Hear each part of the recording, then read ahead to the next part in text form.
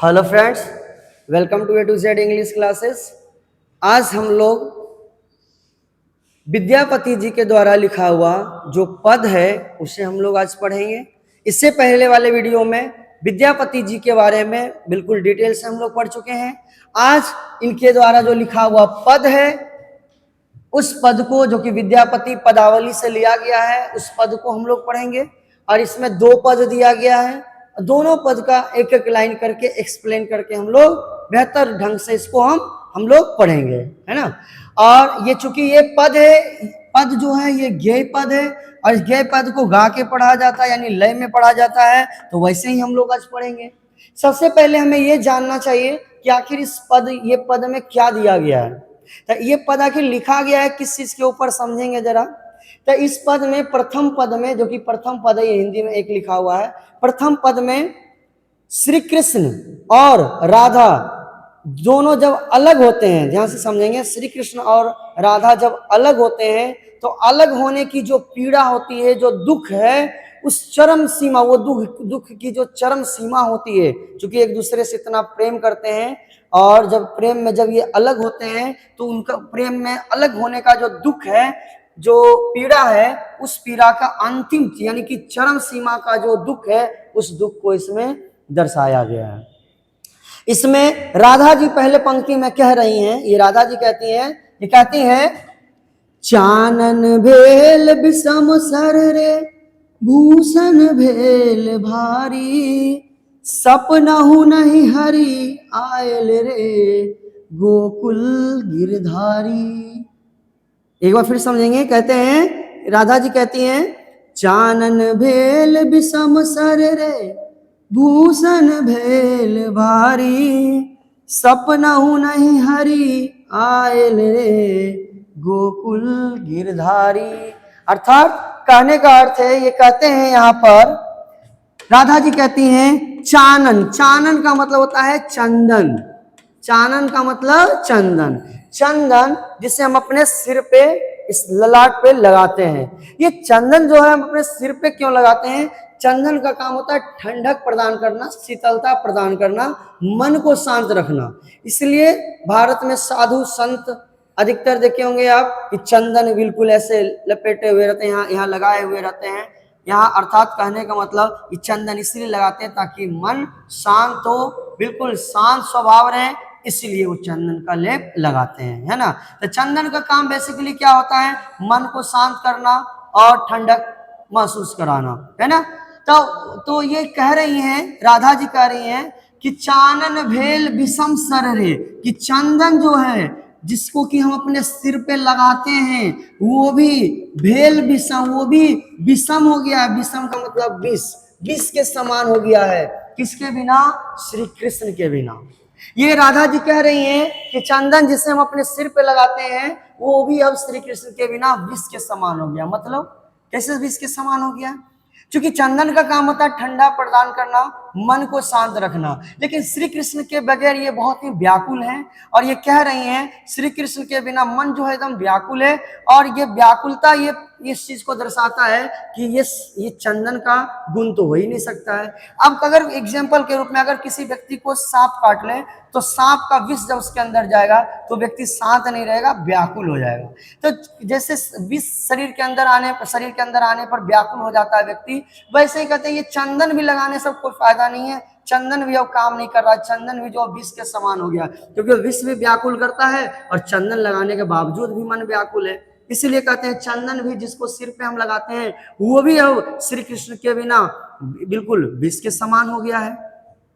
आगे कहते हैं भूषण भेल भारी, कि भूषण जो है, भूषण मतलब आभूषण, गहना, जो कान में, गला में, नाक में और सिर पे महिलाएं जो पहन रही है वो गहना, भेल भारी, कहते वो भी अब भारी हो गया। मतलब आपको पता है, आप लोग को बिल्कुल पता होगा कि भारत की जितनी भी महिलाएं हैं उनको कभी भी गहना भारी नहीं लगता है। फॉर एग्जाम्पल अगर मैं बात करूं कि जैसे कोई महिला है, अगर मान कर रखिए कान में झुमका पहनी हुई है सोने की, और उसके पति अगर पूछ दे कि क्या प्रियसी क्या एक और झुमका ला दे क्या, कभी महिलाएं मना नहीं करेगी कि हम नहीं लाइए, अभी हैं ही क्या करेंगे, नहीं ऐसा नहीं कहेंगे, हाँ ला दीजिए। क्या दिक्कत है? तो गहना कभी भी भारी नहीं लगता है। पहने हुए जो महिला गहना रहती क्या भारी लगता है? एक की जगह 2 भी पहन लेंगी, 3 भी पहन लेंगी तो और वो प्रसन्न होंगी, ना कि उसको भारी लगेगा। तो ये सब क्यों कहती हैं कि गहना भी अब भारी लगने लगा है? चूंकि भारत की महिलाएं जो भी सजती संवरती हैं, किसके लिए? पति के लिए संवरती हैं, जिनसे प्रेम करती हैं उनके लिए संवरती हैं, है ना? तो चूंकि अपने प्रीतम के लिए ये सजती संवरती हैं, अपने पति के लिए संवरती हैं, है ना? तो चूंकि देखेंगे कि भारत में जिनके पति हैं वो सजती संवरती हैं, विवाहित महिलाएं, है ना, मैं उनकी बात कर रहा हूं, वो सजती संवरती अपने पति के लिए। लेकिन अगर किन्हीं के पति की अगर मृत्यु हो जाती है तो आप उनको नहीं देखेंगे कि एकदम बहुत ज्यादा हार लटकेले हैं और एकदम पूरा सोना का एकदम पहने हुए गहना, वो बहुत ज्यादा गहना नहीं पहनती, क्योंकि वो किनके लिए सजेगी संवरेगी? उनके तो प्रीतम है ही नहीं, इसलिए कैसे वो सजेंगी संवरेगी, है ना? अर्थात यहाँ की महिलाएं अपने पति के लिए संवरती हैं, जिनसे प्रेम करती हैं उनके लिए संवरती हैं। और राधा जी भी कहती हैं कि किनके लिए संवरेंगी, सजे संवरेंगी? श्री कृष्ण तो है नहीं, इसलिए करके चूंकि श्री कृष्ण दूर है इनसे, इसलिए कहते हैं श्री कृष्ण के बिना जो आभूषण है वो भी अब भारी लगने लगा है। जो आभूषण है वो भी श्री कृष्ण के बिना भारी लगने लगा है। उम्मीद है आपको बहुत अच्छी तरीके से समझ आया होगा। आगे पंक्ति में ये कहते हैं, देखिए कहते हैं सपना कहते हैं सपना हूं नहीं हरि आयल रे गोकुल गिरधारी। कहते हैं जो श्री कृष्ण हैं, जो हरि हैं यानी श्री कृष्ण हैं, गोकुल के जो गिरधारी हैं, वो अब सपने में भी, ध्यान से समझेंगे, सपनहु का मतलब होता है सपने में, नहीं का मतलब नहीं, हरि मतलब कृष्ण, आयल मतलब आते हैं, गोकुल गिरधारी मतलब गोकुल के जो गिरधारी यानी श्री कृष्ण। अर्थात कहने का मतलब श्री, यहाँ पर राधा जी कहती हैं कि श्री कृष्ण जो हैं कितने कठोर हृदय वाले हो गए हैं, प्रत्यक्ष रूप से तो सामने हमारे आते नहीं हैं, कम से कम अगर सपना में भी आ जाएं, दर्शन दे दें तो मन प्रसन्न हो जाए। लेकिन यहाँ राधा जी कह रही हैं कि सपनाहू नहीं हरि आयल रे गोकुल गिरधारी, यानी गोकुल के जो गिरधारी हैं, जो हरि हैं, वो अब सपने में भी नहीं आते हैं, सपने में भी नहीं आते हैं। ये इतनी दुखी है, ये कह रही हैं कि जो गोकुल के गिरधारी हैं वो अब सपने में भी नहीं आते हैं, है ना? इसलिए बहुत ही व्याकुल है। और आगे पंक्ति में ये कहती हैं ये राधा जी, यहां तक उम्मीद है समझ गए होंगे। कहती हैं एक सरी ठाढ़ी कदम तरे रे पथ हेर थी मुरारी, हरि बिनु देह दगध भेल रे झामर भेल सारी। कहते हैं एक बार फिर समझेंगे, एक सरी ठाढ़ी कदम तरे रे पथ हेर थी मुरारी, हरि बिनु देह दगध भेल रे झामर भेल सारी। अर्थात यहाँ कहते हैं राधा जी कि एक सरी ठाढ़ी, बहुत बेहतर लाइन है, समझेंगे जरा सा। एक सरी, आप देखेंगे यहाँ शब्दार्थ में भी लिखा हुआ है एक सरी मतलब अकेले, समझेंगे जरा सा। कुछ वर्ड नहीं भी दिया हुआ है, उसको मैं बताता हूं। अकेला या अकेले, ठाढ़ी मतलब होता है खड़ा, कदम यहां जो लिखा हुआ है कदम मतलब कदम्ब का पेड़, आप सुने होंगे, है ना, कदम्ब का पेड़। तरे, तरे का मतलब होता है नीचे, आप सुने होंगे ये वर्ड तो जरूर सुने होंगे, यहाँ गांव देहात में तो बोलते ही हैं कि अरे वो सामान कहाँ है, तो बोलते अरे उसी का तर्रेम होगा, तर्रेम होगा मतलब तरेम होगा, तरे मतलब नीचे, उसी के नीचे होगा, है ना। तो यहाँ तरे का मतलब हो गया नीचे। पथ हेरथी, पथ मतलब रास्ता, हेरथी मतलब होता है ताकना, हियाना, हेरथी मतलब हियाना, हियाना मतलब ताकना, मुरारी मतलब श्री कृष्ण। अब देखिएगा अच्छा से इसको समझिएगा। कहते हैं एक सरी ठाढ़ी कदम तरे रे पथ हेरथी मुरारी, मतलब अकेले खड़ा है कदम के पेड़ के नीचे। कौन? राधा जी। राधा जी के बारे में लिखा हुआ, कहते हैं कि राधा जी अकेले कदम के पेड़ के नीचे खड़ा है, समझेंगे। राधा जी अकेले कदम के पेड़ के नीचे खड़े होकर क्या कर रहे हैं, पथ हेरथी मुरारी, श्री कृष्ण के आने का राह देख रही है कि ना जाने कब श्री कृष्ण आएंगे। अर्थात फिर से सुनेंगे, यानी राधा जी कदम के पेड़ के नीचे अकेले खड़े होकर के श्री कृष्ण के आने का राह देख रही कि कब वो हमारे प्रीतम जो है वो ना जाने कब आएंगे, उनका राह देख रही हैं खड़े होकर के, है ना। उम्मीद है ये पंक्ति समझ में आया होगा। अंतिम इस पेज की अंतिम पंक्ति में कहते हैं, हरि बिनु दे दगध भेल रे झामर भेल सारी। मतलब कहते हैं हरि के बिनु, बिनु मतलब बिना, एकदम अच्छा से समझेंगे इसको बेहतर रूप से। क्या कहते हैं, हरि का मतलब श्री कृष्ण, बिनु का मतलब बिना, यानी श्री कृष्ण के बिना। देह, देह का मतलब क्या, शरीर। दगध भेल रे, दगध, दगध, दगध लिखा हुआ है, दगध का मतलब झुलसा हुआ, है ना। भेल रे मतलब क्या समझेंगे, कहते हैं हरि के बिना यानी श्री कृष्ण के बिना जो राधा का शरीर है वो भी दगध हो गया, यानी झुलस गया है। तो झुलस गया ये वर्ड कौन सा है भाई, कि श्री कृष्ण के बिना राधा का शरीर जो है झुलस गया है। अर्थात इनके कहने का मतलब हुआ, जैसे देखते हैं कोई व्यक्ति अगर आग में अगर गिर गया और उसको तुरंत निकाला गया, बोलते हैं ना झुलस गया आग में ये। तो वैसे ही राधा जी जो हैं वो श्री कृष्ण से जो दूर हो रही हैं, उनके विरह में, उनके इस दुख में, उस दुख की जो आग है यानी विरह की जो आग है उसमें जो है ये झुलस गई है ना। बिल्कुल एक बार फिर से समझेंगे, कहते हैं हरि बिनु देह दगध भेल रे, यानी हरि के बिना यानी श्री कृष्ण के बिना राधा जी का जो शरीर है वो झुलस गया है। लिखेंगे इसका हिंदी कैसे लिखेंगे कि श्री कृष्ण के बिना राधा जी का शरीर जो है झुलस गया है, अर्थात श्री कृष्ण के विरह की आग में, श्री कृष्ण के विरह की आग में, विरह मतलब दूर होने का जो दुख है, विरह की आग में राधा रानी का जो शरीर है वो झुलस गया है। आगे कहते हैं झामर भेल सारी, झामर भेल सारी, झामर, झामर का मतलब था मलिन, भेल साड़ी, कहते हैं राधा जी जो साड़ी पहनी हुई है वो भी अब मलिन पड़ गया है। जो साड़ी पहनी हुई है राधा जी वो भी मलिन भेल यानी मलिन हो गया है, यानी गंदा हो गया है, यानी झामर भेल यानी कि मलिन हो गया यानी गंदा हो गया इनका साड़ी। अच्छा ये गंदा हो गया कैसे, ये क्या कहना चाहते हैं ये, चूंकि ये कहना चाह रही हैं कि कोई भी महिला सजती सवरती है, नए नए वस्त्र पहनती, किन के लिए, वो अपने प्रीतम के लिए। और चूंकि श्री कृष्ण है ही नहीं, उनकी याद में, उनकी प्रतीक्षा में कहते हैं क्या कि जो साड़ी पहनी है वो भी अब मलिन हो गया है उनकी प्रतीक्षा में, है ना। अब कोई कारण नहीं बचा हुआ कि ये सजे धजेंगी, नए वस्त्र पहनेंगे, ऐसा कारण बचा हुआ नहीं है। इसलिए कहती हैं कि झामर भेल साड़ी, यानी कि जो साड़ी है वो भी अब क्या हो गया है, वो मलिन हो गया यानी गंदा हो गया है। उम्मीद है आपको ये बेहतर रूप से समझ आया होगा मित्रों।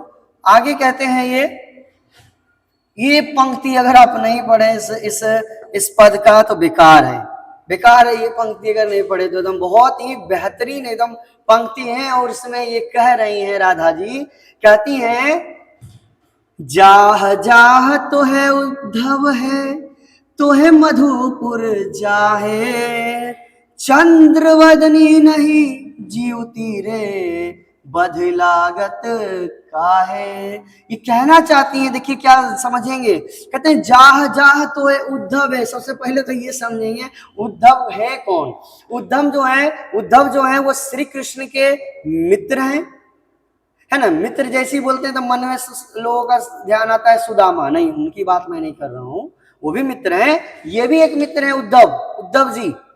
ये श्री कृष्ण के एक परम मित्र हैं, चचेरे भाई भी हैं और इनके सलाहकार भी रह चुके हैं, है ना। एक बार समझेंगे जरा सा, ये राधा जी जो है ये जो है ये बात कह रही हैं किनसे, उद्धव जी से ये बात कह रही हैं कि मेरी बात को ना आप श्री कृष्ण तक जाके पहुंचा दीजिए, है ना। ये रिक्वेस्ट कर रही है, अपना संदेश दे रही है, किनको दे रही है, उद्धव जी को, क्योंकि उद्धव जी श्री कृष्ण के मित्र हैं और श्री कृष्ण के मित्र हैं, और चूंकि ये मित्र हैं इसलिए करके उनको ये बात बता रही, कह रही है कि श्री कृष्ण तक मेरी बात को आप जाके पहुंचा दीजिए। क्या कह रही है ध्यान से सुनेंगे, कहते हैं जाह जाह तो है उद्धव है, तो है मधुपुर जाहे, कहते हैं जा जा मतलब जाइए जाइए, तो है मतलब आप, कहते हैं आप जाइए, कहते हैं जाइए जाइए आप उद्धव जाइए, कहाँ जाइए, तो है मधुपुर जा है, तो है मतलब आपको, तो है मतलब आपको, आपको मधुपुर जाना है।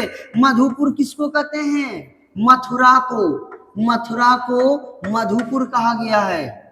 क्योंकि श्री कृष्ण का बचपन गोकुल में बीता था, गोकुल में ही राधा जी हैं, तो गोकुल में ही राधा जी भी हैं, लेकिन जब श्री कृष्ण जो हैं जब बड़े होते हैं तो उनको मथुरा जाना होता है, अपना राजपाट संभालना होता है, तब वो चले जाते हैं और राधा यहाँ अकेली रह जाती है। तो उसी के बीच का ये जो गैप है, यानी उन्हीं के जो विरह है, जो दुख है दूर होने का, उसी को तो यहाँ व्यक्त कर रहे हैं। और यहाँ दिखाया गया कि उद्धव जी आते हैं और उद्धव जी को राधा जी कह रही हैं कि मेरी बात को आप जाके श्री कृष्ण तक बता दीजिए। ये क्या कहती है राधा जी कि जाह जाह तो है उद्धव है कि जाइए जाइए, हे उद्धव आप जाइए, हे उद्धव आप जाइए। हम बेहतर रूप से इसका शुद्ध हिंदी इसको एक एक करके समझेंगे, क्योंकि शब्द जो भी लिखा हुआ है हर एक शब्द का कुछ ना कुछ मायने होता है, ऐसी फालतू में कुछ लिखा हुआ नहीं होता है। ये कहते हैं जाइए जाइए, हे उद्धव आप जाइए, तो है मधुपुर जा है, आपको मधुपुर यानी मथुरा जाना है। कहाँ जाना है? मथुरा, जहां श्री कृष्ण रहते हैं। कहते हैं चंद्र बदनी नहीं जीवती रे बध लागत का है। कहते हैं कि हे उद्धव आप जाइए, हे उद्धव आप जाइए, आप मधुपुर आपको जाना है, आप जाइए और जा करके, ध्यान से सुनेंगे, कहते जा करके आप श्री कृष्ण से ये बात कह दीजिए। क्या कह दीजिए? कि चंद्र बदनी नहीं जीवती रे, कि चंद्र बदनी यानी चंद्रमा के समान जिसका बदन है, यानी चंद्रमा के समान सुंदर जिसका मुख है। बदन का अर्थ यहाँ मुख हो जाएगा, बदन का मतलब शरीर नहीं बोलेंगे, है ना। कहते चंद्र बदनी नहीं जीवती रे, यानी चंद्रमा के समान जिसका मुख है, यानी राधा जी जिसकी सुंदरता चंद्रमा के समान है। कहते नहीं जीवती रे, अब नहीं जी पाएगी, अब नहीं जी पाएगी। ये जाके श्री कृष्ण जी से कह दीजिए कि चंद्रमा के समान जिसकी खूबसूरती है राधा रानी, यानी राधा जी जो है, अब वो श्री कृष्ण के बिना नहीं जी पाएंगी, है ना। ये बात आप जाके कह दीजिए श्री कृष्ण से एक बार, वंस मोर, है ना, एक बार फिर से मैं कह रहा हूं। ये कहते हैं, ये कहती हैं कि चंद्र बदनी नहीं जीवती रे, कहते हैं कि हे उद्धव जी आप जाके ये श्री कृष्ण से कह दीजिए कि चंद्रमा के समान जिनका मुख है, जिनका मुख सुंदर है, अर्थात राधा, वो अब श्री कृष्ण के बिना नहीं जी पाएंगी, वध लागत का है। और इस वध का, वध मतलब होता है वध, ये वध क्या होता है आप सुने होंगे कि राम ने रावण का वध किया। वध किया मतलब उसको मार दिया। तो अर्थात जब एक व्यक्ति किसी को, ऐसे में समझने के लिए बोल रहा हूं, एक व्यक्ति किसी दूसरे को मार दिए मतलब वध कर दिए, ये उस समय का वध वर्ड यूज किया जाता था। तो ये वही कह रहे हैं, राधा जी कह रही हैं कि वध लागत का है, कि अगर मैं मर गई तो मेरे मरने का जो पाप है वो श्री कृष्ण को लगेगा, क्योंकि मैं श्री कृष्ण के लिए ही तो मरने जा रही हूं। अगर श्री कृष्ण, अगर मैं मर गई तो ये पाप जो है मेरे मरने का वो श्री कृष्ण के ऊपर लगेगा। और वध लागत का है, यानी मेरी मृत्यु का जो पाप है वो श्री कृष्ण वो अपने सिर क्यों लेना चाहते हैं, काहे लेना चाहते हैं अपने सिर के ऊपर मेरे मृत्यु का पाप, है ना। ये बात उनको जाके कह दीजिएगा। तो जब इतने बातों को राधा जी कह रही है ना, पूरा कल्प गई हैं बोलते बोलते, और इतनी बातों को बोलती हैं, और विरह की जो एक आग है वो इस पंक्ति में यहाँ तक में हम देखे हैं। यहाँ तक पढ़ने के बाद यहाँ तक जो राधा जी अपनी अपनी व्यथा जो बोल रही हैं, कह रही हैं, जो दुख व्यक्त कर रही हैं, ये सब सुन करके विद्यापति जी कहते हैं, देखिएगा ध्यान से सुनिएगा, इसके आगे विद्यापति जी अब कह रहे हैं, क्या कहते हैं सुनिए। कहते हैं भनई विद्यापति मन दय रे, सुनु गुणमती नारी, आज आओत हरि गोकुल रे, पथ चलू झट झारी। मतलब इसमें कहते हैं कि भानई विद्यापति मन दे रे, यानी विद्यापति, मैंने पहले ही कहा था कि कोई वर्ड ऐसा है फालतू लिखा हुआ नहीं रहता है, हर चीज का अर्थ निकलता है, हर वर्ड का बस निकालना आना चाहिए। कहते हैं भानई विद्यापति मन दे रे, कि विद्यापति मन में ये भानई, भानई मतलब भंजा करके, जैसे आप सुने होंगे किसी को, कोई मन में कुछ सोच रहा है, बोले कहते हे लड़का कि मन में भंजा रहा है, मन में भंजा रहा है यानी मन में क्या सोच रहे हो, भंजाना मतलब सोचना। तो विद्यापति जी मन में ये सोच करके, है ना, मन दे रे, विद्यापति कहते भानई विद्यापति मन दे रे, यानी मन में विद्यापति जी मन में ये सोच करके, पहले सोच विचार लेते हैं, क्योंकि ऐसे भी एक अच्छा व्यक्ति बोलने वाला वही होता है जो अच्छा से सोच विचार के बोलता हो। तब विद्यापति जी भी अच्छी तरीके से सोच विचार लेते हैं मन में। कहते हैं विद्यापति जी मन में ये सोच करके कहते हैं, किनको, राधा रानी को, राधा जी को ये कह रहे हैं, सुनो गुणमती नारी, कि हे गुणमती नारी राधा जी मेरी बात को सुनिए।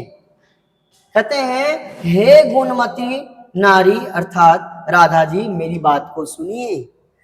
आज आओल हरि गोकुल रे, पथ चलू झट जारी। कहते आज जो है हरि यानी श्री कृष्ण जी जो है गोकुल आ रहे हैं। देखिए कितना अच्छा से एकदम पंक्ति को लिखा गया है, शुरू में एकदम विरह की आग है और अंतिम में जो है मिलन का एक आस छोड़ते हैं विद्यापति जी और कहते हैं आज आओल हरि गोकुल रे, पथ चलू झट जारी। कहते हैं आज जो है हरि यानी श्री कृष्ण जी जो है गोकुल आ रहे हैं, है ना। कहते हैं आज श्री कृष्ण जी गोकुल आ रहे हैं, अगर आपको उनसे मिलना है तो पथ चलू झट जारी।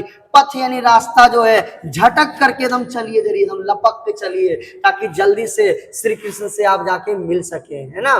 फिर से सुनेंगे, कहते हैं आज आओल हरि गोकुल रे, कि आज श्री कृष्ण जो है वो गोकुल आ रहे हैं, अगर आपको उनसे मिलना है तो जल्दी से चलिए, एकदम झटक करके पथ पर चलिए, रास्ते पर एकदम झटक के चलिए, है ना। किधर की ओर, गोकुल की ओर, क्योंकि वो श्री कृष्ण आज आ रहे हैं गोकुल, इसलिए अगर उनसे मिलना है तो झटक के एकदम चलिए, है ना। तो ये पहला पद समाप्त होता है, जो कि उम्मीद है आपको बेहतर रूप से समझ में आया होगा। अगर कहीं समझने में कहीं कोई प्रॉब्लम आता हो तो कमेंट में लिखें, मैं और बेहतर से आपको समझाने का प्रयास करूंगा। उम्मीद है आपको बेहतर रूप से ही समझ में आया होगा। अगले पद में यानी दूसरे पद में ये विद्यापति जी कहते हैं, देखिए क्या, ये भी बहुत बेहतरीन है।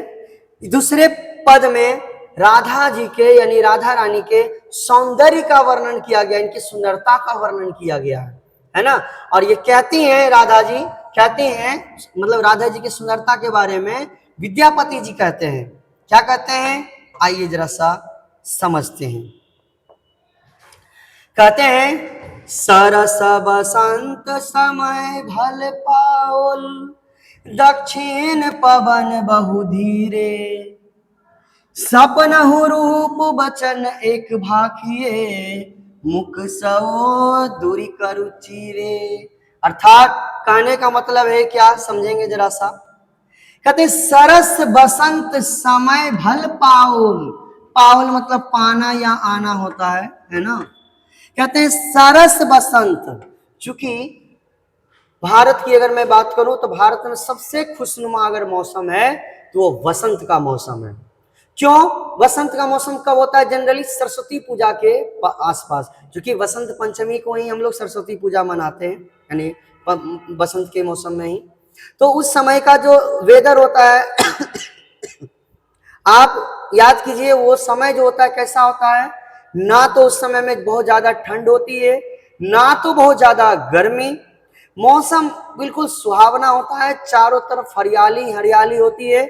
उसी समय आप देखेंगे गेंदा का फूल, गुलाब का फूल, फूल भी खिले हुए होते हैं, यानी खिले हुए मतलब जो पौधा लगाए हुए हैं उसमें, है ना। तो वो सीजन बहुत ही सुहावना होता है, बहुत ही अच्छा मौसम होता है और वो मौसम सबको पसंद है ना। तो ये क्या कहते हैं, ध्यान से सुनिएगा।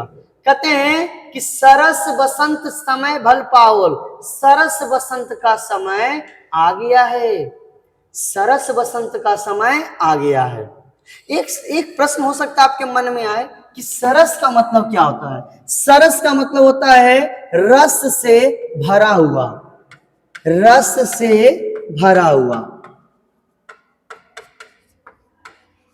रस का मतलब क्या होता है? रस का मतलब होता है आनंद, यानी आनंद से भरा हुआ जो बसंत का मौसम है अब वो आ गया है।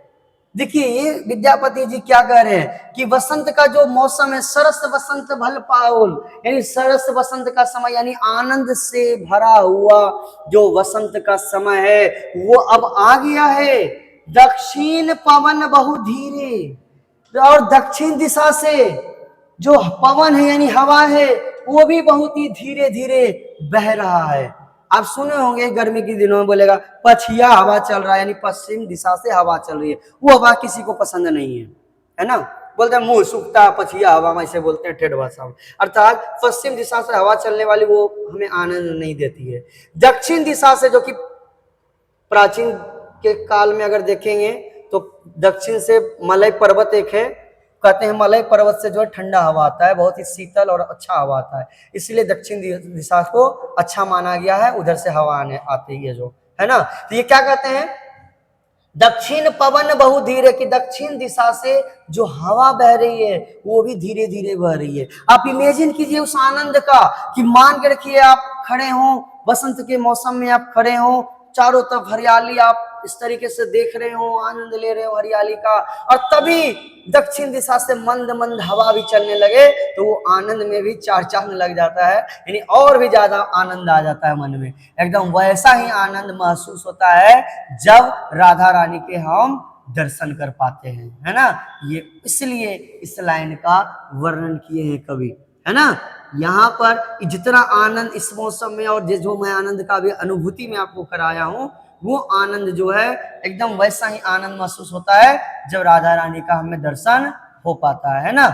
अगले पंक्ति में ये कहते हैं, सपनहु रूप वचन एक भाखिए, मुख सो दूरी करु चीरे। मतलब कहते हैं कि सपनहु रूप वचन एक भाखिए, ये विद्यापति जी कह रहे हैं कि हे राधा रानी, ये प्रार्थना कर रहे हैं उनसे कि हे राधा रानी मुझे एक वचन भाखिए, एक वचन हमें दीजिए कि आप सपने में जो है, आप सपने में हमें दर्शन देंगे। मतलब समझिएगा जरा सा इसको, मैं अब ये तो मैं एक एक करके बता दे हूं, अब स्थिर से समझेंगे।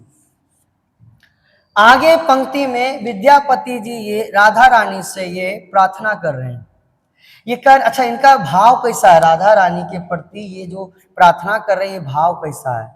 जैसे कि आप देखते होंगे दुर्गा पूजा हम लोग मनाते हैं, तो दुर्गा पूजा में 7 दिन तक आप देखे होंगे जो दुर्गा माता उनके सिर के आगे से कपड़ा बंधा होता है, मुख नहीं देखते हैं।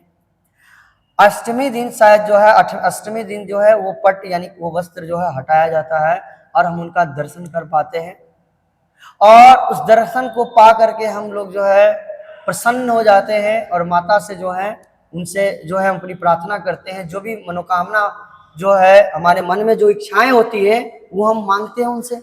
बस वैसे ही भाव जो है राधा रानी के प्रति विद्यापति जी जता रहे हैं। वो कह रहे हैं कि सपनहु रूप वचन एक भाखिए, कहते हैं सपने में भी, कम से कम सपने में भी जो है आप जो है आकर के अपना रूप हमें दिखाइए, अर्थात हमें दर्शन दीजिए। कहते हैं मुख सौ दूरी करु चीरे, कि मुख यानी चेहरे पर, सौ दूरी करु चीरे, सब मुख सौ, सौ मतलब से, कहते मुख से यानी चेहरे पर से दूरी करूं, दूरी करूं मतलब दूर कीजिए, दूरी करूं मतलब दूर कीजिए, चीरे मतलब होता है वस्त्र, चीरे मतलब वस्त्र। ये कहती हैं कि मुख पर से यानी चेहरे पर से, जो चेहरे पर से जो वस्त्र है, वस्त्र हम नहीं बोलेंगे, वस्त्र बोलने से बेहतर होगा आंचल या घूंघट, घूंघट तो नहीं आंचल। तो जो आंचल, जो महिलाएं, भारत की सभ्यता है कि आंचल जो ऐसे की हुई रहती है यहाँ तक, है ना, ये उसकी बात कर रहे हैं। आप अभी भी देखेंगे गांव में अगर कभी गाएंगे किसी का घर खटखटाइए, अगर कोई बूढ़ा बुजुर्ग मतलब बूढ़ी, अगर कोई बुजुर्ग कोई महिलाएं अगर घर से जैसी निकलती हैं, सबसे पहले सिर पर पल्ला लेकर उसको थोड़ा खींचती हैं आगे की ओर, थोड़ा यहाँ तक का, है ना। तो बस वैसे ही उसी की बात कर रही है। कहते हैं मुख सौ दूरी करु चीरे, कहते हैं हे माता माता सॉरी है राधा रानी, अपने मुख से जो ये आंचल है उसको दूर कर दीजिए। मुख पर से जो ये आंचल है उसको दूर कर दीजिए, है ना। चीरे मतलब वस्त्र यानी कपड़ा या आंचल बोल सकते हैं, कि मुख पर से जो वस्त्र है, जो आंचल है, उसको दूर कर दीजिए यानी हटाइए, और हटा करके हमें आप दर्शन दीजिए, है ना। ये व्यक्त कर रहे हैं, ये एक भावना व्यक्त कर रहे हैं विद्यापति जी। आगे कहते हैं, बहुत बेहतर लाइन है, कहते हैं तो हर बदन सन चान होती नहीं। फिर से समझेंगे, कहते तो हर बदन सान चान होती नहीं, जय जतन भी देला, कए बेरी काटी बनाओल नव कए, तैयो तुलित नहीं भेला। बहुत ही फेमस लाइन है, ये बेहतरीन लाइन है, इसमें समझेंगे। कहते हैं, ये देखिए क्या कह रहे हैं कि कई बेरी काटी बनाओल नव कहे, यानी कई बेरी काटी यानी कई बार, ना जाने कितना बार। ये सॉरी, ये लाइन पहले पढ़ेंगे ना। इस पंक्ति में कहते हैं कि तोहर बदन संचान होती नहीं। यहाँ पर बदन मतलब आप शरीर मत बोल दीजिएगा, देख लीजिए लिखा हुआ भी है। बदन का मतलब होता है मुख यानी चेहरा। कहते हैं आपका जो चेहरा है, ये विद्यापति जी कह रहे हैं, है ना, राधा रानी को, कि आपका जो ये चेहरा है, सन मतलब जैसा, देखिए तोहर मतलब आपका, तोहर का मतलब आपका, बदन का मतलब चेहरा, सन का मतलब जैसा, चांद का मतलब चंद्रमा, होती नहीं मतलब नहीं हो सकता है, होती मतलब हो सकता है, नहीं का मतलब नहीं। मतलब समझिए, यहां पर विद्यापति जी कहते हैं कि आपके चेहरे के जैसा, आपके चेहरे की जो सुंदरता है उसके जैसा चंद्रमा भी नहीं हो सकता है। सोचिए, लोग जो है सुंदरता का वर्णन, किसी भी महिला जो बहुत सुंदर है उसकी तुलना ना लोग चांद से करते हैं। आप देखेंगे तो चांद के ऊपर ना जाने कितना गाना बना हुआ है ना, बहुत सारा गाना चांद के ऊपर बना हुआ है। वो आपके मन में बहुत सारा आ भी गया होगा अभी तक, है ना। चांद से रिलेटेड बहुत सारा गाना बना हुआ भी है। तो ये बात कर रहे हैं, ये कहते हैं, ये कह रहे हैं कि तोहर बदन सन चान होती नहीं, यानी आपके चेहरे के जैसा चंद्रमा की भी खूबसूरती नहीं हो सकती है, हो ही नहीं सकती है। कहते हैं कि जइयो जतन बिहि दियला, कि विधि, बिहि मतलब ब्रह्मा, जो इस संसार का निर्माण किए हैं, यानी भगवान जो कि इस चंद्रमा को बनाए हैं, जइयो जतन, ना जाने कितना जतन किए हैं। जइयो का मतलब जितना भी जतन कर ले, यानी ना जाने कितना जतन किए, कितना प्रयास किए भगवान, है ना, इस चंद्रमा को बनाने में, फिर भी राधा जी के चेहरे के जैसा सुंदर नहीं बना पाए। ये कहते हैं कि भगवान ना जाने कितना जतन किए, कितना प्रयास किए इस चंद्रमा को सुंदर बनाने के लिए, लेकिन फिर भी जो है इसको जो है राधा रानी के चेहरे के जैसा सुंदर नहीं बना पाए हैं। उम्मीद है यहां तक आपको समझ आया होगा। अगला पंक्ति मैं और बेहतर रूप से आपको समझा सकूं, इसके लिए मैं एक पिक्चर दिखा रहा हूं, जरा सा आप देखेंगे, इसको समझेंगे।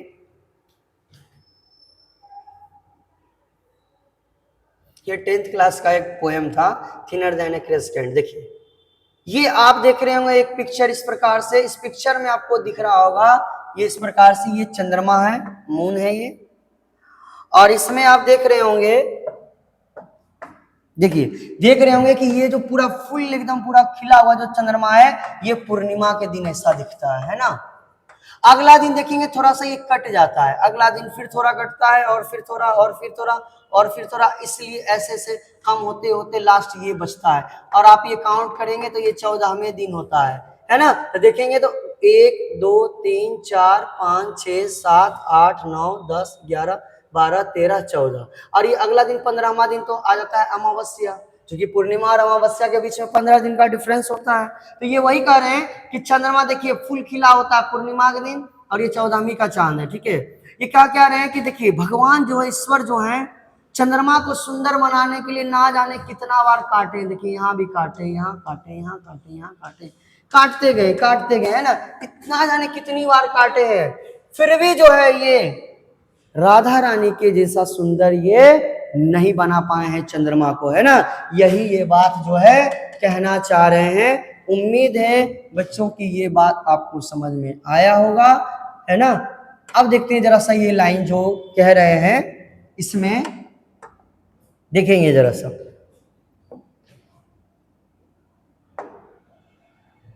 देखिए अभी हम लोग इसी पंक्ति को, अंतिम पंक्ति को हम पढ़ेंगे। अब देखिए आपके लिए कितना आसान हो गया होगा वही लाइन जो लास्ट का लिखा हुआ है कि कई बेरी काटी बनावल नव कहे, कि ना जाने कितना बार, कई बेरी मतलब कितना बार, काटी मतलब काटे हैं कौन, भगवान, किसको, चंद्रमा को, है ना जाने कितना बार काटे हैं, बनावल नव कहे, बनाए उसको नया कर दिए, नव मतलब नया, कहे मतलब किए, कहते चंद्रमा को ना जाने कई बार काट करके नया बनाए हैं, है ना। तैयो तुलित नहीं वेला, देखिए इसमें कहते तैयो तुलित नहीं वेला, तब भी जो है इसकी तुलना नहीं हो पाई है, किससे, राधा रानी के मुख से जो है, फिर भी इनकी तुलना नहीं की जा सकती है ना। उम्मीद है यहां तक आपको बात समझ आया होगा बेहतर रूप से। आगे पंक्ति में ये कहते हैं, लास्ट है ये, कहते हैं देखेंगे जरा सा, ये कह रहे हैं लोचन तूल कमल नहीं भय सक, से जग के नहीं जाने, से फेरी जाए नुकायल जल भय, पंकज निजप माने। ये क्या कहते हैं देखिएगा, बहुत बेहतरीन लाइन है। इसमें कह रहे हैं कि लोचन, लोचन आप पढ़े होंगे, लोचन, है ना, ये पढ़े होंगे जिसको नेत्र कहते हैं ना, लोचन किसको कहते हैं, नेत्र यानी आंख को कहते हैं। तूल मतलब तुलना करना, कमल मतलब कमल से, नहीं भयसक मतलब नहीं हो सकता है, नहीं हो सकता है। मतलब कहते हैं कि राधा रानी के जनरली ऐसा होता है कि अगर किसी का आंख बहुत खूबसूरत है तो उसकी तुलना जो है वो कमल से की जाती है। अगर किसी का चेहरा बहुत सुंदर है, जनरली महिलाओं के ऊपर ही ऐसा होता है, पुरुष के लिए नहीं है, सुंदरता के लिए चंद्रमा का कभी वर्णन नहीं किया गया है। तो पुरुष के लिए जो है चंद्रमा के लिए बिल्कुल भी, कोई गाना आपको याद है जो कि कभी पुरुष के लिए लिखा गया हो चंद्रमा से तुलना करके इसकी खूबसूरती का, कभी नहीं। लड़का के लिए एक चीज लिखा गया है, चंदा मामा दूर के, पूरी पकावे गुड़ के, आप खाए थाली में, मुन्ना को दिए प्याली में, मुन्नी नहीं बोलता है, मुन्ना। पुरुष के लिए बस एक ही को गाना लिखा हुआ, उसके अलावा और कुछ नहीं, बाकी सब महिलाओं के लिए है। उसकी सुंदरता का वर्णन जो है चंद्रमा से किया गया है। अगर किसी के आंख की तुलना अगर की जा रही है तो आंख की तुलना किससे की जाती है, तो कमल से। जब बहुत किसी का खूबसूरत आंख है तो कमल से तुलना करते हैं, है ना। लेकिन यहाँ ध्यान से सुनिएगा, इस लाइन को बताने से पहले मैं एक बात कहूंगा जो बहुत इंपॉर्टेंट है। अगर वो बात समझे जाइएगा तो ये सब भी आपको समझ में आ जाएगा। आप अक्सर देखते होंगे भारत में, तो आपको दिखता होगा, ऐसे तो ह्यूमन नेचर सब जगह होता है, लेकिन यहाँ पर कुछ ज्यादा ही आपको देखने को मिलेगा कि अगर कोई व्यक्ति है, मान के रखिए 5 फीट के हाइट के अगर कोई व्यक्ति है, पुरुष है, अगर उसके बगल में कोई 6 फीट वाला अगर खड़ा हो जाता है तो उसको कॉम्प्लेक्स हो जाता है, जो 5 फीट का, उनको लगता है काश ऐसा हाइट अगर मेरा होता तो कितना बेहतर होता। मतलब मन ही मन तो सोचते काश इतना बढ़िया हाइट मेरा होता, बहुत अच्छा होता, है ना, ये सोचते हैं। दूसरी बात, अगर कोई व्यक्ति मान के रखिए काला व्यक्ति है ना, काला व्यक्ति है, अगर वो इस तरीके से कहीं खड़ा है, बगल में एकदम पूरा सुंदर व्यक्ति आ जाए तो उनके मन में आएगा काश इतना हम भी सुंदर रहते, है ना, नाक नस्ता ठीक है, वो सुंदर हम भी रहते कितना अच्छा रहता। वैसे ही अगर कोई व्यक्ति मोटा व्यक्ति है, उसके बगल में जिम उम करके कोई बॉडी वाला आ जाता है, उनको भी ऐसा लगता है काश हम भी एकदम बॉडी उडी ऐसा रहता। सबसे पहले मैं ये बोल रहा हूँ, आप अपने मन से इस बात को निकाल दीजिए, आप जैसे हैं परफेक्ट हैं, इस बात को समझ लीजिए। ये जो विचार जो मन में आता है कि काश हम इसके जैसा होते, ये सबसे बेकार विचार है ना। आप जैसे हैं, ईश्वर ने जैसे आपको बनाया है ना, आप उसमें खुश रहिए, आप बेस्ट हैं, ये मन में हमेशा सोचिए, है ना। ये नहीं किसी से हमको इंफीरियर नहीं फील करना है, ना ही किसी से सुपीरियर फील करना है, अपने आप में बेहतर है ये फील करना है। ये भी नहीं फील करना है हम तो सबसे बढ़िया है, ऐसा भी नहीं, और सबसे खराब है ये भी नहीं, अपने आप में हम बहुत अच्छा है, हमको किसी से कोई शिकायत नहीं है, ऐसा सोचना चाहिए। अब ये बात मैंने आपको क्यों बताई है, क्योंकि यही पंक्ति यहाँ पे लिखा हुआ है कि जो कमल का फूल है उनका भी जो है विचार ऐसा ही है, कमल के फूल का, उसको वो भी सोचता है कि उसकी तुलना अगर राधा रानी की आंख से कर दी गई और आंख से कर दी गई तो ये कहा गया कि कमल से भी अच्छा इनके आंख है, तो कमल को ये बात अपमान लग जाता है कि भाई हमसे अच्छा कैसे हो सकता है, और वो अपमानित होकर के जल में जाकर छुप जाता है। अर्थात आप जानते कमल तो जल में ही होता है। आप समझेंगे, जरा सा ध्यान देंगे। कहते हैं लोचन तूल कमल नहीं भय सक कि लोचन की तुलना यानी राधा रानी के आंख की तुलना जो है वो कमल से नहीं की जा सकती है। कमल का जो फूल है उससे राधा रानी के आंख की तुलना नहीं की जा सकती है। से जग के नहीं जानी, कहते हैं इस संसार में, से जग यानी इस संसार में कौन है जो इस बात को नहीं जानता है। के नहीं मतलब कौन नहीं, के नहीं मतलब कौन नहीं, जानने मतलब जानता है। कहते से जग के नहीं जानी, ये बात जो है संसार में कौन नहीं जानता, सब जानता है इस बात को कि कमल से भी ज्यादा सुंदर राधा रानी का आंख है ना। तो ये वही कह रहे से जग के नहीं जाने, कौन है इस संसार में व्यक्ति जो इस बात को नहीं जानता है, सब जानता है। कहते हैं से फेरी जाए नुकायल जल भय, कहते से फेरी जायल नुकायल जल भय पंकज निज अपमाने। कहते हैं कई बार जो है वो क्या, जब उसकी तुलना की गई कमल से ना जाने कई बार जो है वो क्या हो गया। कहते हैं से फेरी जाए नुकायल जल भय, वो नुक गया है जाके कहाँ पे, जल में। कौन, कमल। क्यों नुक गया है, पंकज निज अपमान, ये पंकज यानी कमल, कमल को ये अपमान महसूस हुआ कि हमारा अपमान हो गया है, हमसे भी सुंदर राधा रानी के आंख को बता दिया गया है, कि उनको अपमान ये बात लगा, और अपमानित होकर के वो जो है अपने जो है अपमानित महसूस करके वो जल में जा करके छिप गए, नुकायल यानी नुक गए यानी छिप गए, है ना, ये कहना चाहते हैं। अगले पंक्ति में कहते हैं भनई विद्यापति सुनु बर जौवती ई सब लक्ष्मी समाने। कहते हैं कि भनई विद्या, भनई मतलब भंजा करके मन में, विद्यापति यानी विद्यापति मन में ये सोचते हैं। अब फिर से विद्यापति जी अब कह रहे हैं, क्या कह रहे हैं, विद्यापति मन में ये भंजा करके कहते हैं कि सुनु बर जौवती के हे जौवती, जौवती मतलब युवती, हे युवती राधा रानी मेरी बात को सुनिए। विद्यापति जी मन में ये भंजा के कुछ सोचते हैं, विचारते हैं, और फिर कहते हैं कि हे युवती, हे राधा रानी मेरी बात को सुनिए। ये सब लक्ष्मी समान है, ये जो भी मैंने आपके बारे बोली है सब बातें जो है लक्ष्मी के समान है, लक्ष्मी के रूप है, ये है ना, लक्ष्मी के समान है सारी बातें। अर्थात ये कहना चाहते हैं कि जो भी बोले कमल के समान, या फिर बोले हैं कि चंद्रमा से इनके मुख की तुलना कर दी है, तो जो भी उपमा उपमेय इनको दिया गया है तो वो सब कहते हैं लक्ष्मी के समान है, लक्ष्मी के समान है। और अंतिम पंक्ति में ये देखिएगा बहुत बेहतरीन लाइन है ये, अंतिम पंक्ति में क्या कहते हैं, ये राधा रानी के बारे नहीं करते हैं बल्कि इनके जो आश्रय दाता थे उनका बखान कर रहे हैं, उनकी पत्नी का बखान कर रहे हैं। अंतिम पंक्ति में फिर से सुनेंगे, अंतिम पंक्ति में विद्यापति जी उस राजा के बारे में बखान कर रहे जो इनके आश्रय दाता थे, जिनके दरबार में ये जो रहते थे, है ना, उनके बखान कर रहे हैं। ये कहते हैं राजा शिव सिंह रूप नारायण लखिमा दे रमाने, मतलब कहते हैं राजा शिव सिंह जो है रूप के नारायण है, राजा शिव सिंह जो है रूप के नारायण है, और लखिमा देवी मतलब देवी, लखिमा देवी रमाने हैं, रमाने मतलब प्रसन्न करने वाली है। अर्थात नहीं समझे होंगे, समझा रहा हूं।